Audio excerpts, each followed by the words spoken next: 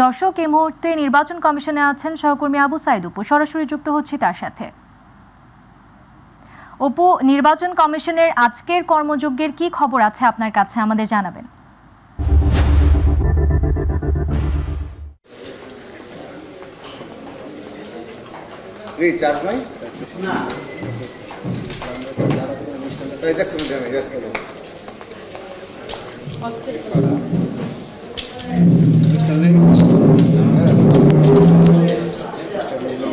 আমাতুল, আপনাকে ধন্যবাদ। আপনার মাধ্যমে আমি দর্শকদেরকে জানাতে চাই, এর আগে কিন্তু নির্বাচন কমিশনের সঙ্গে অর্থাৎ প্রধান নির্বাচন কমিশনের সঙ্গে অন্য যারা নির্বাচন কমিশনার রয়েছেন তাদের সঙ্গে কিন্তু বিভিন্ন রাজনৈতিক দল, বিভিন্ন রাজনৈতিক স্টেক হোল্ডার থেকে শুরু করে সবাই কিন্তু দেখা করেছেন, তাদের মতামত জানিয়েছেন এবং আরপিও সংশোধনের বিষয়ে কথা বলেছেন এবং নির্বাচনী রোডম্যাপ কীভাবে হতে পারে, নির্বাচনটি কেমন হতে পারে এবং স্থানীয় সরকার নির্বাচন হবে কিনা বা তার আগে জাতীয় সংসদ নির্বাচন হবে কিনা সেই বিষয়গুলি নিয়ে কিন্তু আলোচনা চলছিল।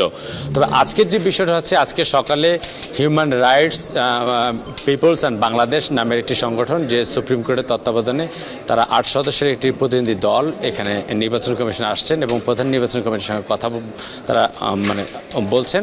আমরা সেই প্রতিনিধি দলের সাথে কথা বলার চেষ্টা করেছি। তিনি আমাদেরকে জানিয়েছেন যে তারা আসলে কোন উদ্দেশ্য নিয়ে নির্বাচন কমিশন সচিবালয় এখানে এসেছেন।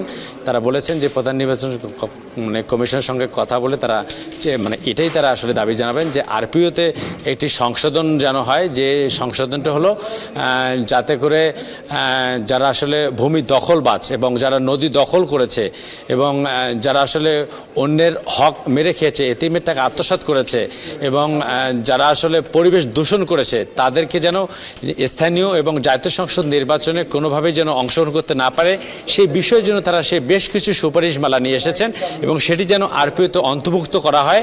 এবং অন্তর্ভুক্ত করার পরে যারা নির্বাচন কমিশনের সঙ্গে যেহেতু বৈঠক চলছে এবং বৈঠক শেষে হয়তো গণমাধ্যম কর্মীদের সঙ্গে কথা বলবেন এবং গণমাধ্যম কর্মীদের সঙ্গে কথা বলার পরে আমরা পরবর্তী সংবাদে যুক্ত হয়ে আপনাকে জানাতে পারবো যে আসলে নির্বাচন কমিশনের সঙ্গে প্রধান নির্বাচন কমিশনের সঙ্গে যারা আইনজীবীরা রয়েছেন তাদের সঙ্গে যে 8 সদস্যের প্রতিনিধি দল তাদের সঙ্গে আর কি ধরনের বৈঠকে আলোচনা হয়েছে। তবে আলোচনা একটাই, যে যারা আসলে জমি দখল করেছেন, যারা পরিবেশ দূষণ করেছেন, তারা যেন স্থানীয় এবং জাতীয় সংসদ নির্বাচনে কোনোভাবেই অংশগ্রহণ করতে না পারে, সেই এজেন্ডার ছিল আরপিও সংশোধনের মাধ্যমে যেন করা হয়, সেটি তারা দাবি জানিয়েছেন।